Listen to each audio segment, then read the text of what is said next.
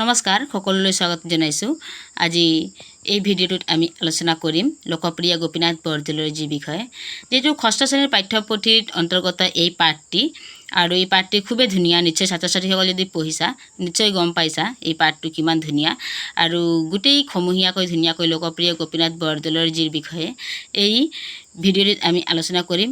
এই পাঠটোত যিহেতু উল্লেখ আছে তেওঁৰ বিষয়ে, সেয়ে এই পাঠটোৰ জৰিয়তে এই ভিডিঅ'টোত মই আপোনালোকৰ গোটেই প্ৰশ্ন উত্তৰখিনি দিবলৈ চেষ্টা কৰিছোঁ। আৰু খুবেই ইম্পৰ্টেণ্ট, যিহেতু বাৰে বাৰে পৰীক্ষাত আহিয়ে থাকে আৰু আমি সকলোৱে জানিব লাগে লোকপ্ৰিয় গোপীনাথ বৰদলৈ কিমান মহান ব্যক্তি আছিল, হয় নহয়।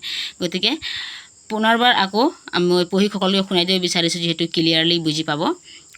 পূৰ্ণ বাক্য মই উত্তৰ দিওঁ এনেধৰণে দিয়া থাকে আৰু যিহেতু পৰীক্ষাটো আহি থকা বাৰে বাৰে দেখিবলৈ পোৱা যায়। গতিকে ক নম্বৰ প্ৰশ্নটো হৈছে, पाठ में किस महान व्यक्ति का उल्लेख हुआ है।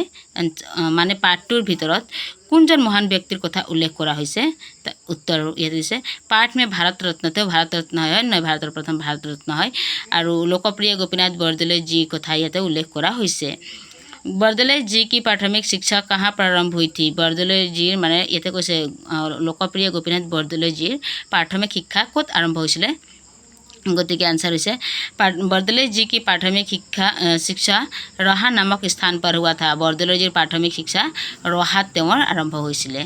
गतिके ग नम्बर, गुवाहाटी विश्वविद्यालय की स्थापना कब हुई थी। गुवाहाटी विश्वविद्यालय स्थापना केতিয়া होइसिले। गुवाहाटी विश्वविद्यालय की स्थापना सन 1948 में हुआ था। 1948 में हुई, अर्थात गुवाहाटी विश्वविद्यालय स्थापना 1948 सनत होइसिले। और ये घ नम्बर आछे, बरदलै जी का जन्म कब और कहाँ हुआ था। बरदलै जी जन्म केতিয়া होइसिले और कत होइसिले।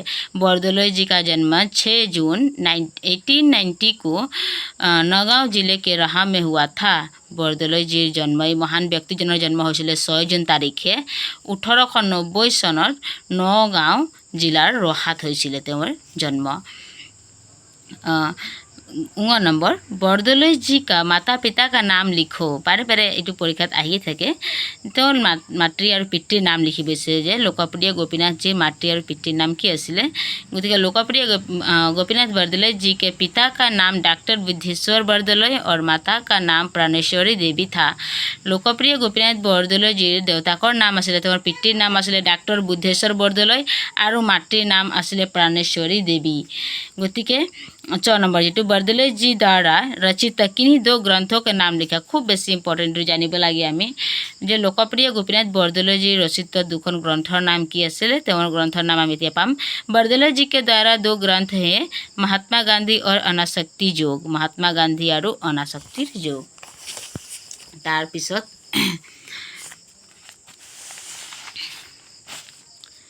6 नंबर, असम राष्ट्रभाषा प्रसार समिति की स्थापना कब हुई और इसके प्रथम अध्यक्ष कौन थे।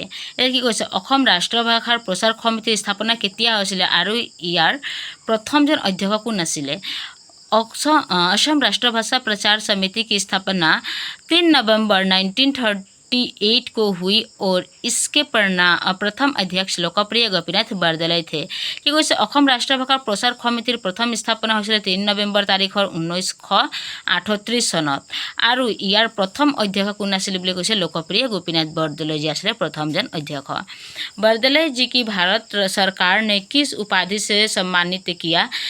लोकप्रिय गोपीनाथ बरदलै भारत सरकार की नामेरे सम्मानित কৰিছিলে, কি উপাধিৰে তেওঁক सम्मानित কৰিছিলে।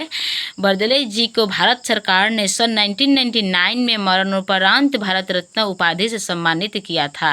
गतिके 1999 सनत मरणोपरांत भारत रत्न उपाधिरे सम्मानित কৰিছিলে। এতিয়া ইয়াতে আছে, এতিয়া এইখিনিলৈকে আছে প্ৰশ্ন উত্তৰ শেষ হৈছেহি এইখিনিতে। আৰু তাৰে এটা গ্ৰামাৰৰ দৰে পিছপিনে যিহেতু এটা ধুনীয়াকৈ মিলাবলৈ দিছে কোনটো কি বুলি কোৱা হয়, খুব বেছি জৰুৰী একচুৱেলি জানিব লাগে সকলো ছাত্ৰ ছাত্ৰীসকল। গতিকে ইয়াত 5 নম্বৰ এক শব্দ লিখো। এটা শব্দ যিটো আমি যে কওঁ অসমীয়াত কোৱা হয় এটা শব্দত প্ৰকাশ কৰা। ইয়াত দিছে এক শব্দ লিখো, অৰ্থাৎ গানা গানেৱালা, গীত যিজনে গান গায় তেওঁ কি বুলি কোৱা হয়। অবভিয়াছলি গায়ক বুলি কোৱা হয়। তিখিয়ে কৈছে যে গানা গানেৱালা, ইয়াত সম্পূৰ্ণ 6 জনৰ ইয়াতে 6টা আছে।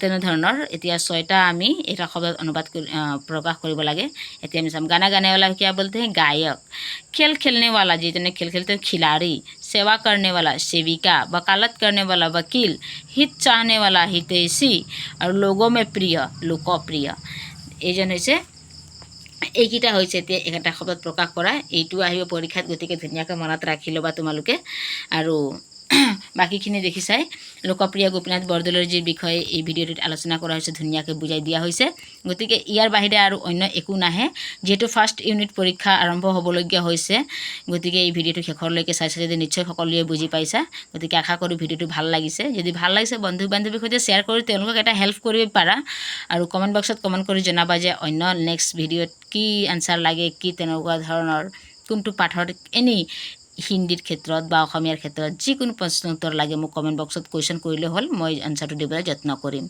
আৰু চেনেলটোত যিজনে প্ৰথমবাৰৰ কাৰণে চাই আছা চেনেলটো ছাবস্ক্ৰাইব কৰা নিশ্চয় বুজি পাবা গতিকে ভিডিঅ'টো শেষলৈকে চোৱাৰ বাবে পুনৰবাৰ সকলোকে ধন্যবাদ জনাইছোঁ ভালে কুশলে পঢ়ি থাকা লগ পাম পুনৰ অন্য এটি ভিডিঅ'ত থেংক ইউ